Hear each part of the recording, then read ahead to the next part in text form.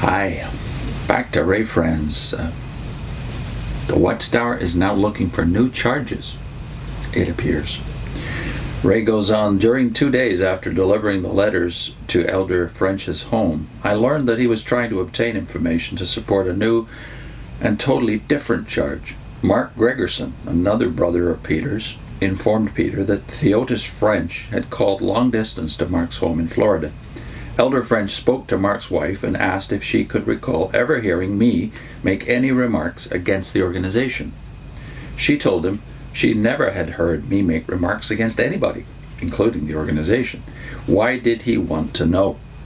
He replied that he was just seeking information. He did not ask to speak with her husband. This too brought memories of the nightmarish situation I had experienced a year and a half before, and of the conduct of the chairman's committee of the governing body then. Approximately 7 weeks had passed since I first wrote the governing body asking for an expression on the material of September 15, 1981, telling them why it was of serious importance to me. That's the article about the revision of policy in respect to disassociation.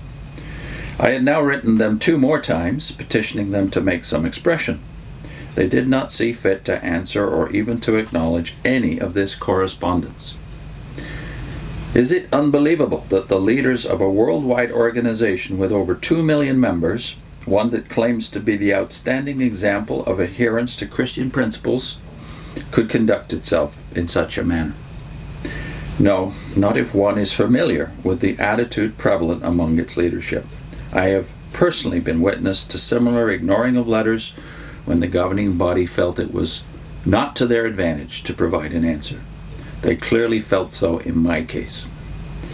From the beginning, I had no doubt as to the ultimate goal of all that was being done.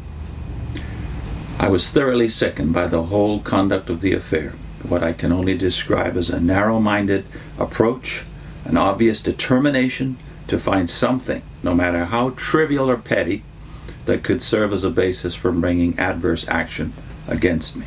So I wrote my last letter, dated December 23rd, 1981, sending copies to the governing body and to the East Gadsden Congregation Body of Elders. And here's the letter. Dear brothers, by means of this letter I am withdrawing my appeal of the decision to disfellowship me. My reason for doing so is as follows. On the basis of testimony that I had eaten a meal on one occasion with Peter Gregerson since the publication of the September 15, 1981 Watchtower, the initial judicial committee decided to disfellowship me. That 40 years of full-time service could be discounted on such a petty basis indicates to me that there is no real concern to take into account my conscientious feelings expressed in detail in my letter of December the 8th, 1981, nor concern to show me from Scripture wherein I have erred. Additionally, the selection of the membership of the appeal committee, as made by the circuit overseer, gives no real basis for expecting a fair consideration in my case. The selection made, as pointed out in my letter of December 20th, 1981, was of 3 persons who are obviously among those least likely to be able to handle my case in an objective way, free from the influence of personal feeling. I can think of no justification for the selection made, and believe it makes a travesty of justice.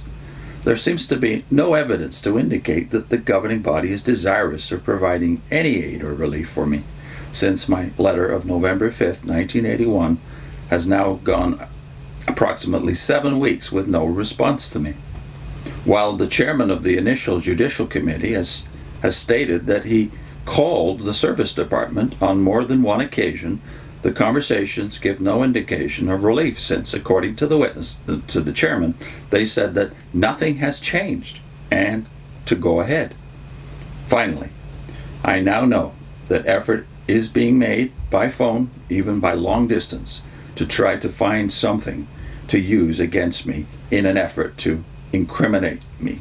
This has been done in the last few days since my turning in my letter of December 20, 1981, requesting a different appeal committee. Even though the person contacted has never made any complaint about me, the request is made to see if they can remember anything I said that might be viewed as improper. Surely, if I were responsible for making a disturbance in the congregation, one of a genuinely perverse or malicious kind, it would never be necessary to resort to such methods to substantiate such a charge. The continuation of such method can only result in further damaging of my good name and character. It is an open invitation to suspicion and gossip. My feelings are those of the apostle of Galatians 6:16, quote, "Henceforth let no one be making trouble for me, for I am carrying on my body the brand marks of a slave of Jesus," unquote. For the past 8 weeks, my wife and I have been subjected to much mental anguish, not merely by the repeated visits and more than a dozen phone calls, to the point where the ring of the phone became an unpleasant sound, but more especially by the attitude manifested.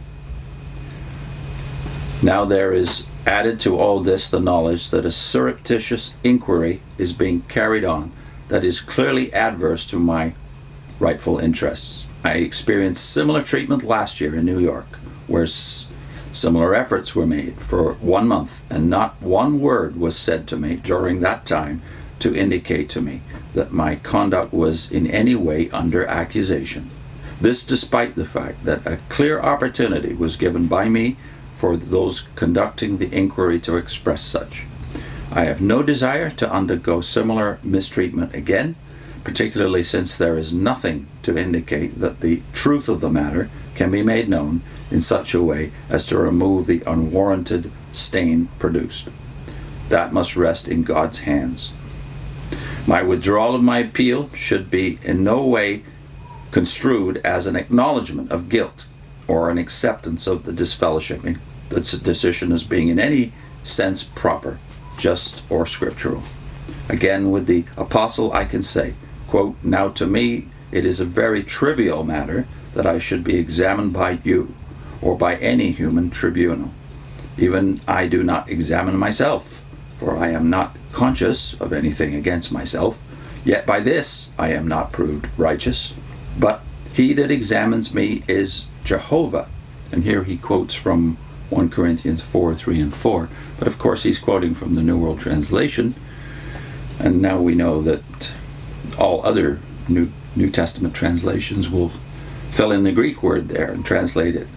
"I am not judged righteous by my own conscience, but by the Lord. He that examines me is the Lord." He goes on, "My confidence in his righteous judgment is implicit, and my confidence in the rightness and truthfulness of his word is only strengthened by what I have experienced. And as long as I have life, I will endeavor to make the truth of that word known to others for their blessing and God's praise. As for my brothers among Jehovah's Witnesses, I can say that the good will of my heart and the supplication to God, my supplication to God, are on their behalf. I have labored conscientiously since 1938 in their spiritual interests, and I assure you that if I saw any hope that my subjecting myself to further trials would result in benefit to them, I would gladly endure such. And here he's paraphrasing Romans 9:1-3, where Paul says that his goodwill continues to be with his Jewish brethren despite their opposition and even persecution of him. His goodwill and the supplication of his heart goes continually to God on their behalf. So Paul was obviously fighting the fight to prevent bitterness from arising in his own heart and case. In the next segment, the techniques of inquisition. The end justifies the means.